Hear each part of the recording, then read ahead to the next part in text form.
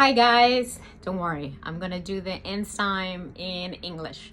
So let's talk about digestive enzymes. What are they? Where they come from? Well, they start all the way in your saliva when you start your digestion. So that's what is so important for us to masticate, chew our food, because in that way the saliva engulf our foods, helping to break it down.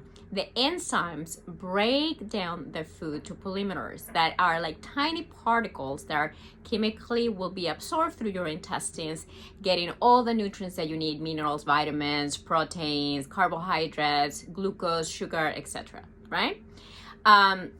So we start in the mouth, then you have gastric juices in your stomach and more enzymes.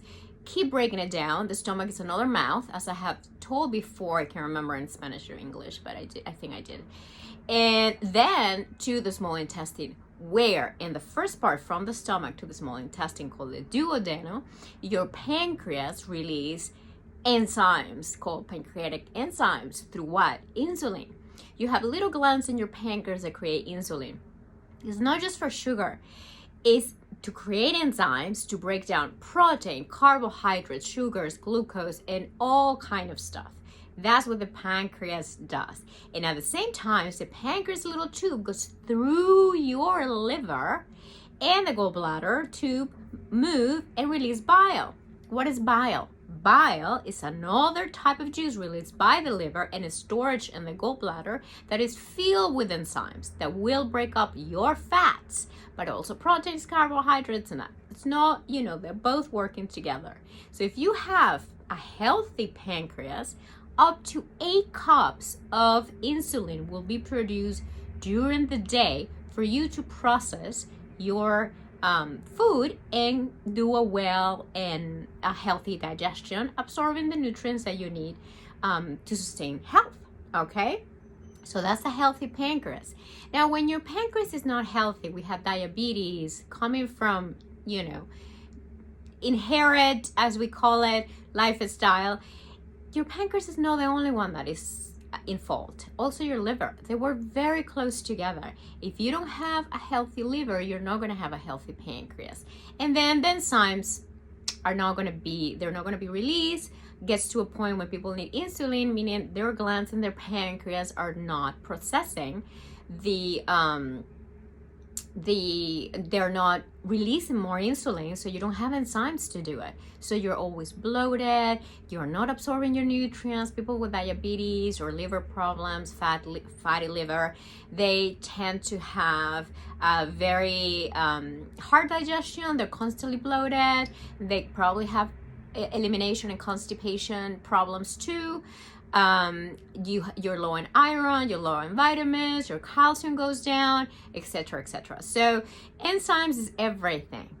Okay, they are helpful to absorb and digest. How can we get our enzymes to work in an optimal level? You have to go back to eat very healthy, not processed food. What are processed food? Processed food are foods that are in bags that contain preservatives that are not natural, that are in cans and juices and bottles that's full of sugar, that have added sugar. Practically everything that comes in a container, unless it's plant-based, low in preservatives, milks and things like that. Now, how do we help it? Vegetables, legumes, lots of greens, fresh fruit, no fruits in cans or with sugar added, no juices in bottles with sugar added. Try to combine and keep fruits in their own family. The berries with the berries. The melons will always and should be eaten by itself because they also have enzymes like pineapple that help with your digestive system, but because they're so strong, we want to eat them separately. So don't mix your melons with anything else. And, try to do a plant-based diet as much as you can to keep your intestine refreshed, to easy up the digestion work out. And also to keep your body cleansed so it can do what it needs to do. With all the processed food, what you do is blocked. and like clog everything up, and then your body starts struggling because it doesn't recognize what you're putting in, and it can physically and break it down. So then you start becoming toxic, and that's why your joints start hurting, you've got inflammation and all that kind of stuff. So eat healthy. If you are going to eat meat, try to eat it as 100% grass-fed, organic meats, lean, low in fat, no nitrates added to hams and bacon and ham products. And if you're gonna do fish, you have to do wild caught, so it's low in mercury, no farm. All right. So I hope this is helpful, and you can also take enzymes. That's another question that I had before.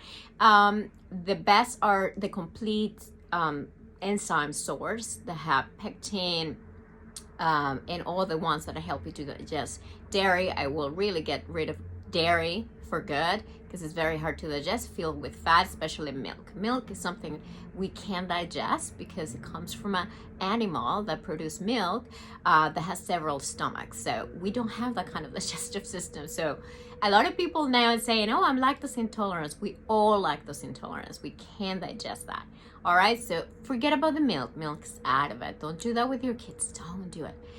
Use plant-based milk, and if you give them to your kids and to yourself a good and healthy, diet, you get a lot of calcium from green vegetables and healthy legumes like lentils. Okay, so let's get our enzymes refreshed, our digestive system clean, so we can have a good and healthy life. Okay, take care.